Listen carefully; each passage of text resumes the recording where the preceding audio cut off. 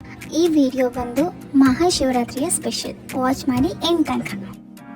Hello all, welcome to your YouTube channel and this is ಆದ್ಮೇಲೆ ನಾನು ನಿಮಗೆ ಇವತ್ತು ಶಿವರಾತ್ರಿ ಸ್ಪೆಷಲ್ ಟೊಮೆಟೊ ಹೇಗೆ ಮಾಡೋದು ಅಂತ ಹೇಳ್ಕೊಡ್ತೀನಿ ಬನ್ನಿ. ಶಿವರಾತ್ರಿ ಆಗೋಯ್ತು, ಯಾಕೆ ಅಂತನಾ, ಶಿವರಾತ್ರಿ ಇತ್ತಲ್ಲ, ಸೊ ಬಿಸಿ ಐತೆ, ಅಡ್ಜಸ್ಟ್ ಮಾಡ್ಕೊಳ್ಳಿ. ಇಲ್ಲಿ ನಾನು ಮನೆಯಲ್ಲಿ ಯೂಸ್ ಆಗುವಂಥ ವಸ್ತುಗಳಿಂದ ಮಾಡ್ತಿದ್ದೀನಿ. ಸೊ ನಾನು ಒಂದು ಬೌಲ್ ಹುರ್ಗಡ್ಲೆನ ಪುಡಿ ಮಾಡಿಕೊಂಡು ಒಂದು ಬೌಲ್ಗೆ ಟ್ರಾನ್ಸ್ಫರ್ ಮಾಡಿಕೊಂಡು ಎತ್ತಿಟ್ಕೊಂಡಿದ್ದೀನಿ.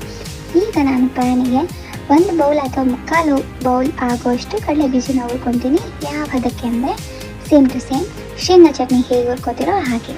ಅದನ್ನು ಆರಕ್ಕೆ ಅಂತ ಸೈಡಿಗೆ ತೆಟ್ಟಬೇಕು. ಅದಾದ ನಂತರ ನಾನು ಅದೇನು ಪೌಡರ್ ಮಾಡಿಟ್ಕೊಂಡಿದ್ದೀನಿ ಅದಕ್ಕೆ ಒಂದು 5 to 6 ಸ್ಪೂನ್ ಆಗುವಷ್ಟು ಬಿಳಿ ಎಳ್ಳನ್ನ ಆ್ಯಡ್ ಮಾಡ್ಕೊಂಡು ಮಿಕ್ಸ್ ಮಾಡಿಕೊಂಡೆ. ಅದಾದ ನಂತರ ನಾನು ಇಲ್ಲಿ ಒಂದು ಲೋಟ ಗ್ಲಾಸ್ ಏನಿದೆ ಅದು ರೈಸ್ನ ಹಾಕ್ಕೊಂಡು ಫ್ರೈ ಮಾಡ್ಕೊತೀನಿ. ಫ್ರೈ ಆಗಿದ್ದು ಹೇಗೆ ಗೊತ್ತಾಗೋದು ನಿಮಗೆ ಗೊತ್ತಾಗುತ್ತೆ, ಅದು ವೈಟ್ ಕಲರ್ ಬಂದಿದೆ. ಸೊ ಅದನ್ನು ಮಿಕ್ಸಿಗೆ ಹಾಕ್ಕೊಂಡು ತರಿಯಾಗಿ ರುಬ್ಕೊಂಡು ಅದನ್ನು ಕೂಡ ನಾನು ಪೌಡರ್ ಬೌಲಿಗೆ ಟ್ರಾನ್ಸ್ಫರ್ ಮಾಡಿಕೊಂಡೆ. ಇಲ್ಲಿ ನಾನು ಅರ್ಧ ಹೋಳಷ್ಟು ಕೊಬ್ಬರಿನ ತುರ್ಕೊಂಡು ಪೌಡರ್ದು ಏನಿದೆ ಅದಕ್ಕೆ ಹಾಕ್ಕೊಂಡು ಮಿಕ್ಸ್ ಮಾಡಿ ಎತ್ತಿಟ್ಕೊಂಡೆ. ಸೊ ನೆಕ್ಸ್ಟ್ ನಾನು ಆರಕ್ಕಿಟ್ಟಿದ್ನಲ್ಲ ಶೇಂಗಾ, ಸೊ ಅದನ್ನು ಸಿಪ್ಪೆ ಮತ್ತು ಶೇಂಗಾನ ಸಪ್ರೇಟ್ ಮಾಡ್ತೀನಿ.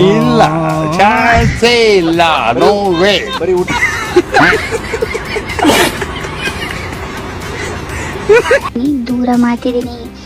ಸೊ ದೂರ ಆದಮೇಲೆ ಈ ಥರ ಆದಮೇಲೆ ಪೌಡರ್ ಮಾಡಿಕೊಂಡು, ಪೌಡರ್ ಅಂದರೆ ಫುಲ್ ಪೌಡರ್ ಇಲ್ಲ, ನಾವು ಟೊಮೆಟೊ ತಿಂದಿದ ತಕ್ಷಣ ಫುಲ್ ಶೇಂಗಾ ಬಾಯಿಗೆ ಸಿಗ್ತಾ ಇರಬೇಕು, ಅದಕ್ಕಿರಬೇಕು. ಸೊ ಎಲ್ಲ ಮಿಕ್ಸ್ ಮಾಡ್ಕೊಂಡ್ರೆ ಈ ಥರ ಆಗುತ್ತೆ. ಸೊ ನೆಕ್ಸ್ಟ್ ಸ್ವೀಟಿಗೆ ನಾನಿಲ್ಲಿ ಜಾಗ್ರಿ ಯೂಸ್ ಮಾಡ್ತಿದ್ದೀನಿ, ಬಿಳಿ ಬೆಲ್ಲ. ಫುಲ್ ಬಿಳಿ ಬೆಲ್ಲ ಯೂಸ್ ಮಾಡ್ತಿರೋದ್ರಿಂದ ನಾನು 1 ಕಪ್ ವಾಟರ್ನ ಯೂಸ್ ಮಾಡ್ತಿದ್ದೀನಿ.